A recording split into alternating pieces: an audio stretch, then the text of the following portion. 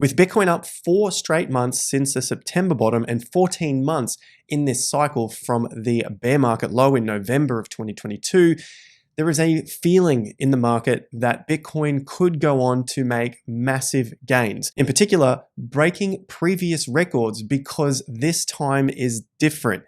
Into this video, I want to uncover what these times are different look like, what those times are, where could Bitcoin go from here, the price predictions and how accurate or realistic might they be.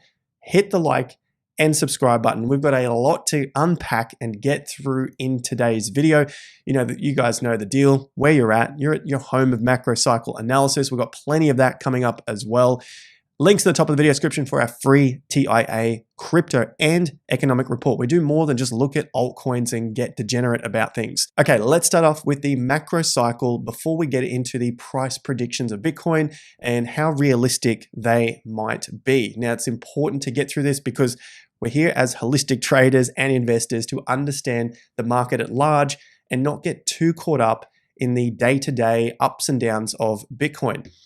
You may have seen this before, our 18.6-year cycle. We're roughly around here, and we're looking forward to heading up into this winner's curse phase of the market. Essentially, it's where everyone is making money in Bitcoin, cryptos, in the stock market, in real estate, most importantly. Because along the journey here from the low of this cycle back just after the GFC, we haven't seen anything as crazy as what I'm expecting to come up. We have seen plenty of gains in real estate from those bottoms, but this is where things get really, really crazy. What I think will happen is people will be taking profits from their Bitcoin and their cryptos, potentially their stock portfolios, and ramming it into the real estate market because they're seeing everyone make a lot of money from real estate.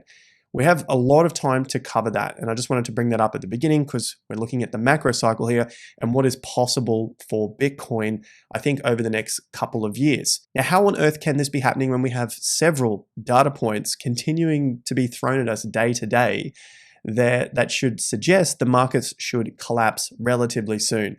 We heard about it in 2022. We heard about it in 2023. Those were the best times to be getting into the market, considering where we are for the S&P 500, the NASDAQ, the Dow Jones. They're all at new all-time highs. The global markets, the Australian market hit a new all-time high. We are in all-time high territory for Germany, France. I bring these up because essentially the majority of the world is hitting new all-time highs on their stock markets. The stock market is different from the economy. If you're trying to make money, you trade the markets, you don't trade the economy. Now, we have a few data points here. It was only yesterday that I talked about credit card rates here. You can see credit card debt as well, and this one looks at credit card delinquency rates. Essentially, you have credit card debt rising, so more people are buying stuff, and we've seen that the spending has also increased, and you're seeing delinquency rates increase. So when they try to put a few of these points together, they're trying to say that, well, the market should come down. And yes, we do believe the market will come down. But remember, the timing, this is your key. You watching this video here, after you hit that like button, this is your key to what happens next in the macro picture. We see the markets heading up for the next couple of years because this has happened for over 200 years. There's your reminder there. Over 200 years. If you want to learn more about that, get the book, The Secret Life of Real Estate and Banking. Okay, so that's where we are. This was just a quick look at some more data points. There's plenty of things here to look at, looking at unemployment and all sorts. We've gone through this data many, many times. I want to get on some other data today. Macro cycle at large, we can see prices continuing to head up. Now, a big question. Listen up here. A big question that people have is, where do you put your money when the market collapses? Now, I've gone through this a few times in previous videos, so to not make things too long, when the markets do collapse, we see a shift from one asset to the next. Now, it's going to be up to you to go back and have a look at where these assets peak and where they trough.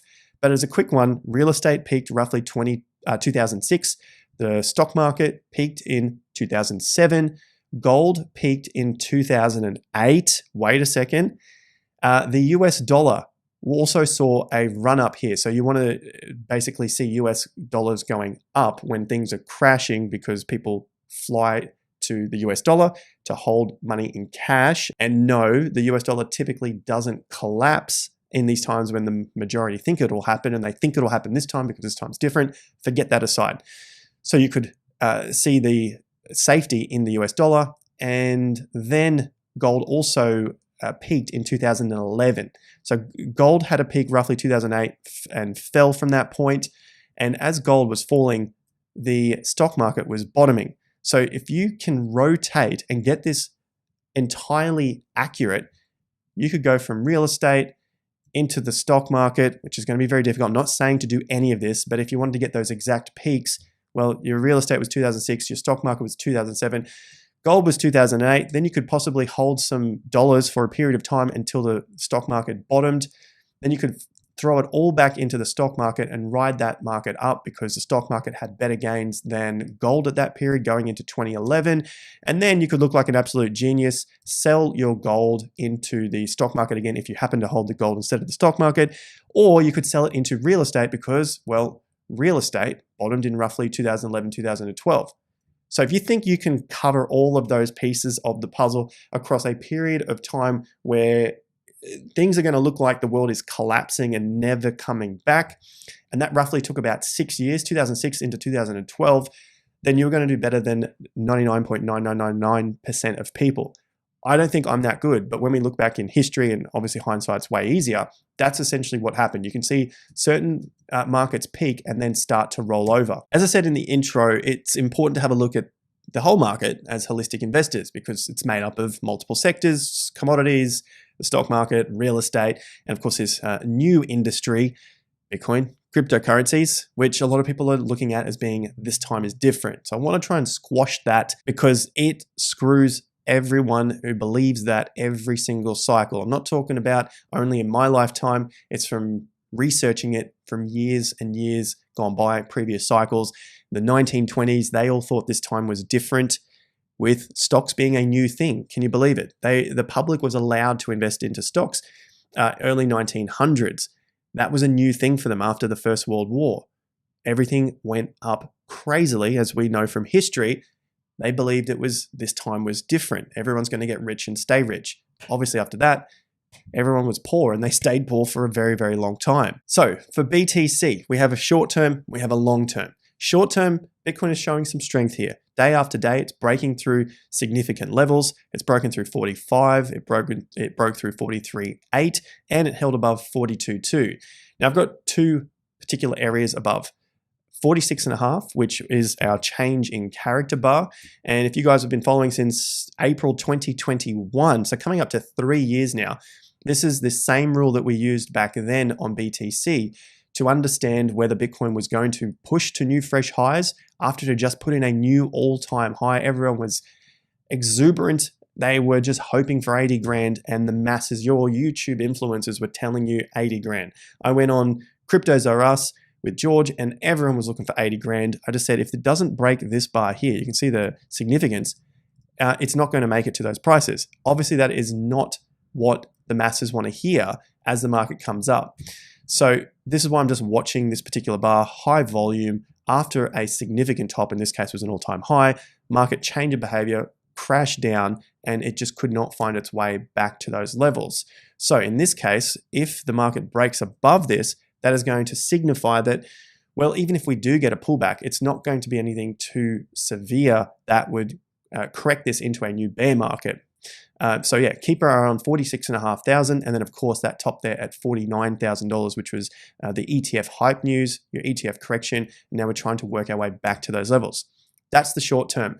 Michael's also put out a fantastic video in the last couple of days looking at there's an 86% chance that Bitcoin could have a pullback based on its essentially 10 years of history, almost its entire history. And what that looks like is the weekly swing bottom has broken down, and 86% of the time, after the weekly swing bottom has broken, Bitcoin goes on to make another swing. Doesn't necessarily have to take out that swing bottom, but it could put in a higher low. So 86% of the time. There are times where it doesn't happen. And like we saw in the banking crisis, that's what that low is right there. The banking crisis, Bitcoin broke that swing low and then showed extreme strength to the upside. So yes, you're going to have the newbies saying, well, that's an up, down, sideways. No, you got to look at the probabilities. The probabilities are Bitcoin could correct here based on what it's done in the past. 86% of the time, it'll come back and swing this chart down. Whether it's a higher low or a lower low is not the point, but it can swing it back down. And 14% of the time, it will just run up. And when it does, it's a very strong run to the upside. So I'll be watching for that break and to see if we get that strong run to the upside. Otherwise, we're looking at an 86% chance that Bitcoin does reverse in the short term. So with that in mind, short-term stuff out of the way, let's have a look at this macro time frame. Because short-term, it still hasn't broken above, which means, well, we could still go down from this point. That's a different time frame and view on the market, which in this case is neutral to bearish, but the macro, I'm still well and truly bullish because we have not broken down any key levels. Those key levels are 32, and I'd say around here at 25,000, those lows there. So it doesn't look like we're going to do that. But let's have a look at Bitcoin and the possibilities of this huge, huge gain to the upside. So here it is. We're looking at Bitcoin doing a 22x because this time is different. So this with Sir John Templeton, he is quoted with saying, this time it's different. They are the 4 most dangerous words in investing. A lot of people look at this and they say, well, maybe this time is different.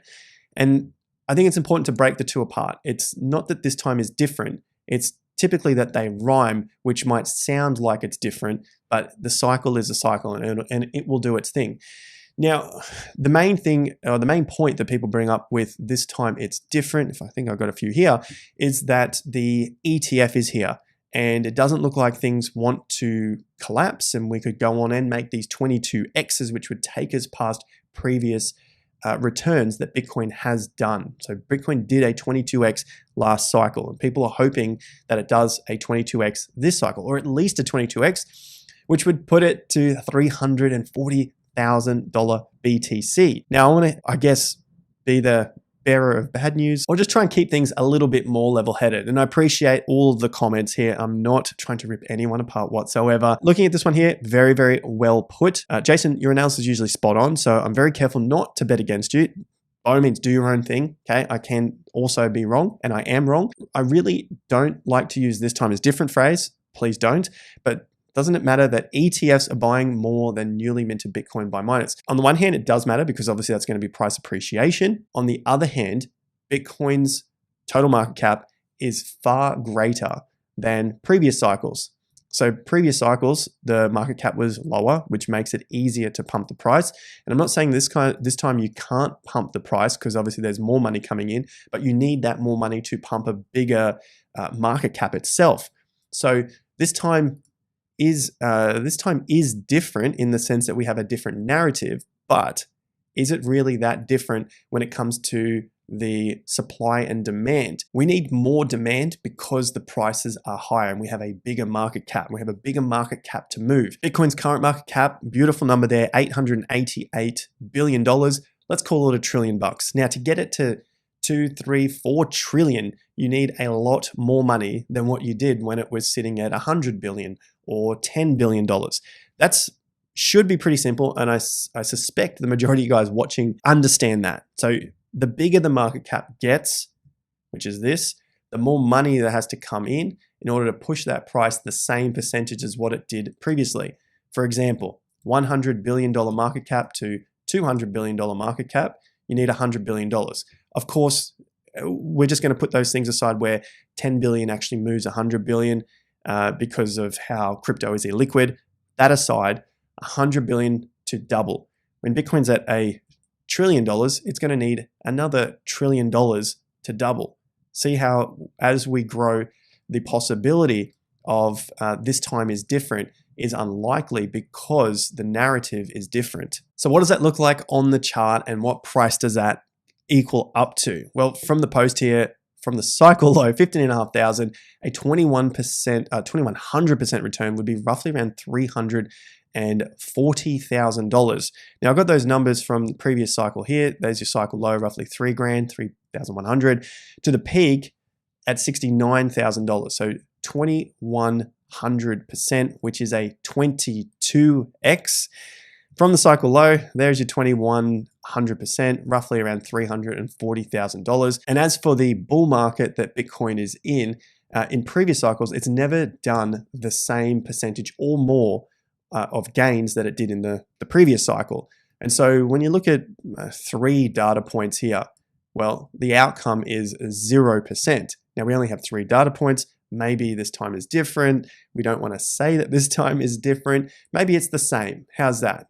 How about we say this time is the same and we can get to $340,000.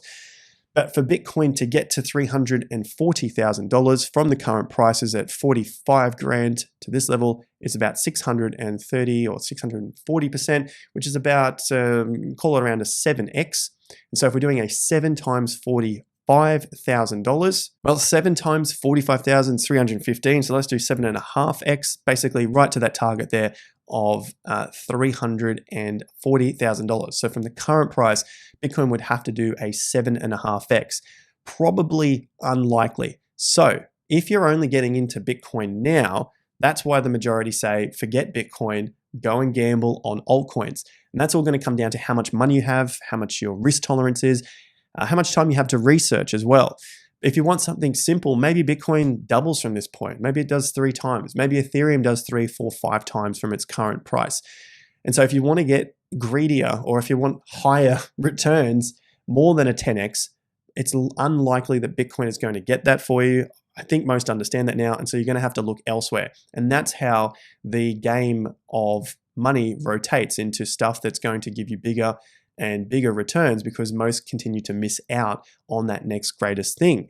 And that's how the risk level increases on the next move and increases again on the next rotation down to smaller market caps, and then the risk level increases yet again. And so this is the very dangerous game that is now being played over the next couple of years, which is also being played in the stock market, and more importantly, it's also being played in real estate. And unfortunately, the majority are playing this game in real estate at the peak of the market. They're playing this game by trying to find property that was in their capital cities, which now is too expensive. Then they look for properties that are maybe units or apartments, condos, something that is on the same piece of land, but there's less of them, or sorry, more units with less land. And then you start to look further out to different cities, higher risk stuff. And then you sort of look to the less desirable areas, which were obviously once less desirable, like main roads, building next to or on or very, very close to train lines, or just areas that weren't as desirable in your particular location. And they're doing that with leverage from the banks, more money created from the government that allows or gives you an incentive to be buying in particular areas and all these sorts of things. That is how this stage of the cycle occurs. And unfortunately, the masses won't see it. And we end up into this stage where the market cycle peaks and crashes, and we have to go through a pretty significant recovery that takes several years. Because what happens at the peak is they're all playing that degenerate altcoin game, but with a lot more money in the real estate market with leverage from banks. That's what's happened every single cycle, basically for the last 200 odd years. The cycle continues to blow up at that point, higher and higher, before we get the rollover effect. Now that we've covered Bitcoin, hopefully we can see that this is unlikely, very, very unlikely, almost impossible for 340,000. If I'm wrong, come back, screenshot this, let me know. It would be fantastic because we're all going to be extremely rich, because if that happened, then, well, altcoins are probably going to do even bigger gains here. In terms of it's different this time. This time it's different because ETFs, and I saw a couple here, there people were feeling different things about the markets. Just remember, follow the charts. It feels now Bitcoin is at a price action dominated by ETFs rather than underlying spot Bitcoin.